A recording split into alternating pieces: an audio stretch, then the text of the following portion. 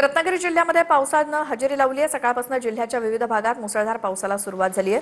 गेल्या 24 तासात जिल्ह्यात सरासरी 108 मिलीमीटर पावसाची नोंद झाली आहे।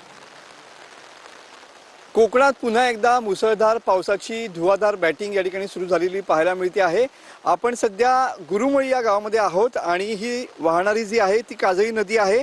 आज देखील हवामान विभागानं या ठिकाणी कोकणासाठी येलो अलर्ट दिलेला पाहायला मिळतो आहे। गेल्या 24 तासांचा विचार केला तर रत्नागिरी जिल्ह्यामध्ये तब्बल 108 मिलीमीटर पावसाची नोंद झालेली पाहायला मिळते आहे। तर 5 तालुक्यामध्ये 100 मिलीमीटर पेक्षा जास्त पाऊस या ठिकाणी पडलेला आहे। सर्वाधिक पाऊस हा खेड तालुक्यात झालेला पाहायला मिळतोय। खेड तालुक्यात तब्बल 157 मिलीमीटर इतक्या पावसाची नोंद झालेली आहे।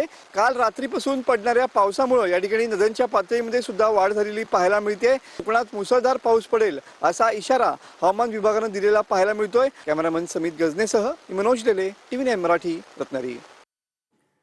तर ही दृश्य आहेत रत्नागिरी जिल्ह्यातली मुसळधार पावसानं हजेरी लावल्यानंतर नदी नाले दुथडी भरून वाहायला लागलेत। रत्नागिरी जिल्ह्यात सगळ्यात जास्त पाऊस खेड तालुक्यात झाल्याची माहिती मिळते।